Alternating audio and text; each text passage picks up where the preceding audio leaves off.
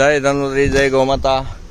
આપણે રોડ છે શેવણી road, national highway number 8, ત્યાંથી આ શેવણી રોડ છે.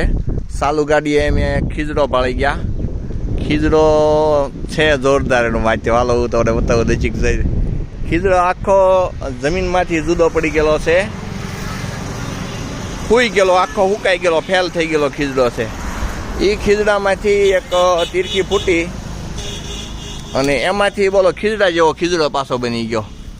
બોલો આને સહેજ જમતા મૂળિયા નીચેના ભાગના રહી ગયા છે. આ નીચેના ભાગના મૂળિયા, બાકી આખું ઝાડ સૂઈ ગયેલું છે. તો એમાં ખીજડો આખો તૈયાર થઈ ગયો, નવો મોટો. એટલે આપણે ઝાડવા કાપી છીએ ને તો JCB લાવીને ખોદીને કાઢી નાખવી છે. ખેડૂતો કોઈ પણ કાઢે છે ને તો નડતું હોય ને ઝાડવું તો ખાલી પીસડા કાપી નાખે ને માથા ઉપરથી ઊભું રહેવા દે ને તો પાછું ઝાડવું એની રીતે ડેવલપ થઈ જાય. અને નડતર ઉભવાની ડાળી કાપી નાખવાના, મકાન બનાવવું હોય તો એ બને, અને ઝાડવું ઝાડવાની રીતે ઊભું થઈ જાય.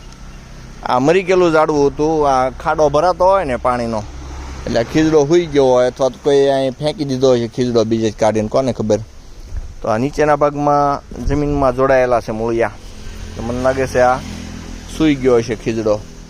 એ હુકાઈ ગયો તો ને પાછો લીલો થયો. બાબા તમે શું કહેવા માંગો ગોવિંદ કાકા આના વિશે? આ માણસે આ તરીકે સમજવા જેવું છે કે માણસે પડી ગયો હોય દાખલા તરીકે, કુદરતી આપણે એક મૂળિયા પર કેમ ઉભો એમ કઈ એક શબ્દ એક વ્યક્તિ તમે સાથ દે ને તમે દેવો તો તમે પાછા ઉભા થઈ શકો છો. બરાબર, સહકાર બીજા માણસનો સહકાર મળે તો સહકાર મળવો જોઈએ, એક વ્યક્તિનો સહકાર મળવો જોઈએ. તમે પડી ગયા હોય દાખલા તરીકે ખાવ તો સર ઉભા થઈ જાવ છો. તો આ તમને આ ઝાડ ને બધી બાજુ મૂળિયા હોય, એક સાઈડ ના મૂળિયા હતા એને જીવતું રાખ્યું ઝાડ ને, નીચેના મૂળિયા થી ખોરાક પોષણ મળ્યું અને પાછું હતું એમનામ ઝાડ તૈયાર થઈ ગયું. અને તો આ કપાતરના પેટના હોય ને માણસો જો અહીંયા કાપવાની કોશિશ કરી છે, જોયું? હજી દુશ્મન છે ને ઝાડવાના દુશ્મન. અહીંયા ઓલો કુવાડાના ઘા મારેલા છે, પાપી એક. ઓકે, આમાં ઝાડવામાં શું વાંધો છે? ખરાબો પીડ્યો છે, હા પોપડું પીડ્યું છે ખાલી, ખરાબો. હે હા હા, ઈ ડાળી સજીવન થઈ, ઓલી ડાળી થઈ, આ થઈ, બધી ડાળી સજીવન થઈ. આ ઉનાળા વર્ષથી પહેલા ઝાડું થઈ ગયો, પડી ગયેલું છે. માથે ચોમાસું વહી ગયો એવું લાગે છે. ચોમાસું નહીં, આખું વર્ષ વહી ગયું એવું લાગે. હા, એટલે સુકાઈ ગયેલ છે આખે આખું.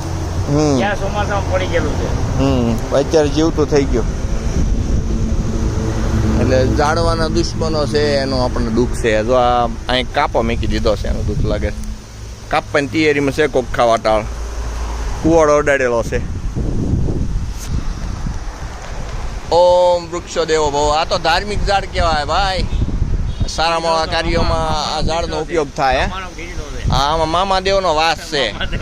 હા, અને સારા મોળા કાર્યમાં હવનમાં પણ બધે આનો ઉપયોગ થાય છે. ઓલું કેવું કહેવાય એને, કીટ આવે એનું શું કહેવાય? કીટ આવે ને એની ઔષધિની બધા અંદર હોમમાંની કીટ આવે એને કંઈક કહે છે, એમાં આનો ઉપયોગ થાય છે.